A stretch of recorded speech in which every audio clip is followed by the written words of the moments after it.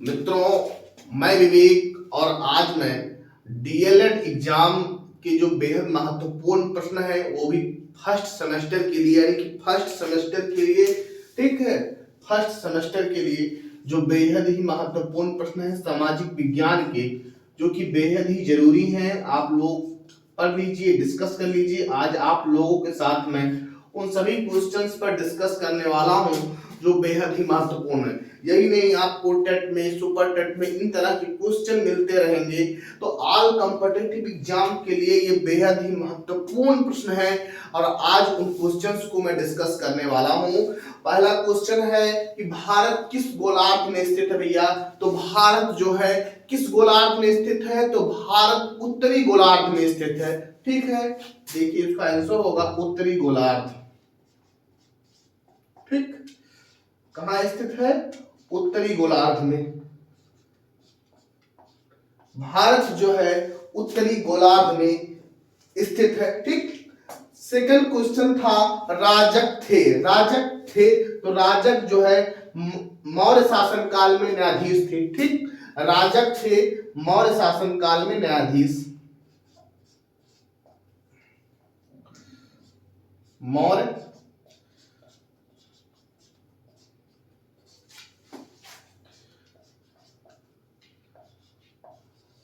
शासनकाल में न्यायाधीश।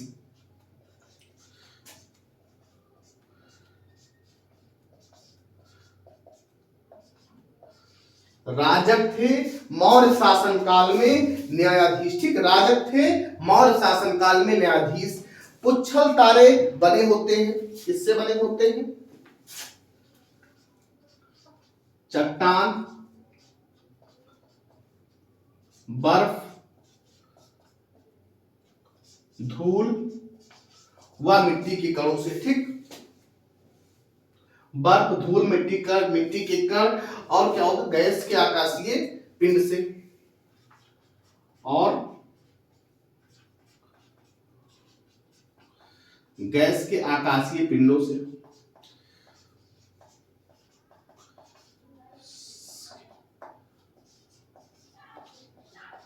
गैस के आकाशीय पिंडों से, ठीक। तो पुच्छल तारे बने होते हैं चट्टान, बर्फ, धूल, मिट्टी के कणों और गैस के आकाशीय पिंडों से, ठीक।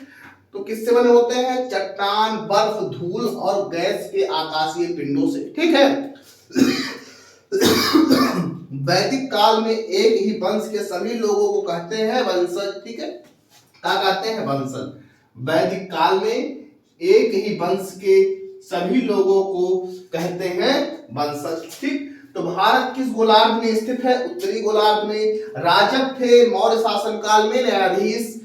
पुच्छल तारे बने होते हैं चट्टान, बर्फ, धूल, मिट्टी के कण और गैस की आकाशीय पिंडों से। अगला क्वेश्चन क्या है? वैदिक काल में एक ही वंश के सभी लोगों को कहते हैं वंशज, ठीक है। और देखो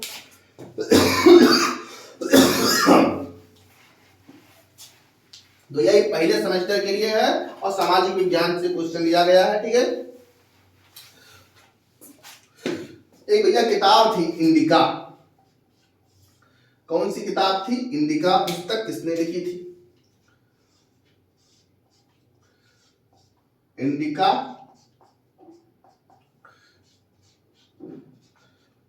पुस्तक के लेखक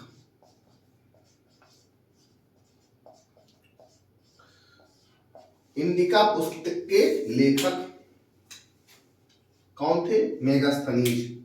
कौन सा आप थे भैया? मेगास्थनीज।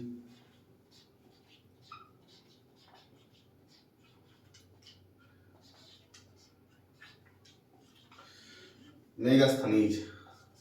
छठवां नंबर का क्वेश्चन, गद्य और पद्य।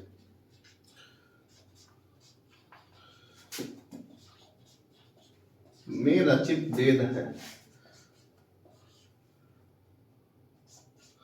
गद्य और पद्य में रचित वेद है, मतलब इसमें गद्य और पद्य दोनों ही भाषाओं को यूज किया गया है, दोनों को यूज किया गया है, ठीक। गद्य और पद्य, सॉरी भाषाओं नहीं, गद्य और पद्य दोनों यूज किया गया है। में रचित वेद है तो कौन सा वेद है भैया? यजुर्वेद, ठीक है।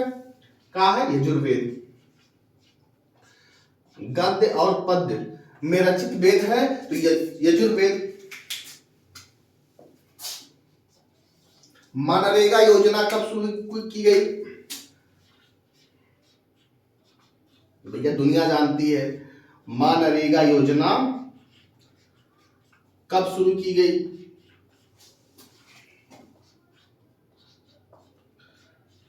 कब शुरू की गई? भैया यह शुरू की गई थी 2006 में। कब शुरू की गई थी? 2006 में। ठीक। नासा की स्थापना कब हुई थी? नासा आप लोग जानते हैं, पहचानते हैं, सुना होगा कि नासा की स्थापना कब की गई। नासा के बारे में सब लोग जानते होंगे भैया। ठीक है, कब की गई थी? 1958 में। ठीक, 1958 में।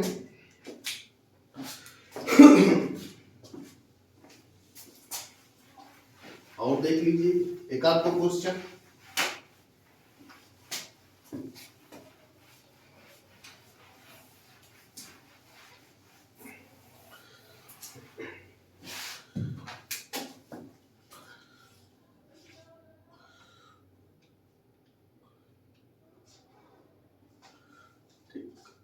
शून्य डिग्री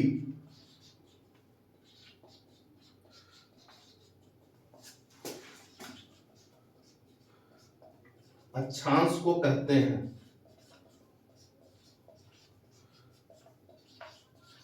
भूमध्य रेखा। शून्य डिग्री अक्षांश को कहते हैं भूमध्य रेखा। भूमध्य रेखा। शून्य डिग्री अक्षांश को क्या कहते हैं? भूमध्य रेखा। और क्या है? वेद का शाब्दिक अर्थ है। वेद का शाब्दिक अर्थ है। का अर्थ है भैया? ज्ञान। वेद का शाब्दिक अर्थ है, का है? ज्ञान।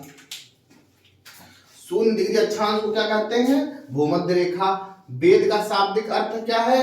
ज्ञान। ठीक, तो वेद का शाब्दिक अर्थ क्या है? ज्ञान। तो ये जो है हमने बहुत ही बेहद ही महत्वपूर्ण प्रश्नों को जो है डिस्कस किया है, जो कि डीएलएड के लिए बेहद ही महत्वपूर्ण है। आप लोग इसको देख लीजिएगा। और डीएलएड ही नहीं, जितने भी जो है आपके कंपटीशन एग्जाम है उन सभी के लिए जो है ये बेहद ही महत्वपूर्ण प्रश्न थे। अगर मैं बात करूं वेदों की संख्या की, तो वेद कितने टाइप के होते हैं? 4 प्रकार के हैं। यजुर्वेद है, सामवेद है, अथर्ववेद है और ऋग्वेद है। ठीक है,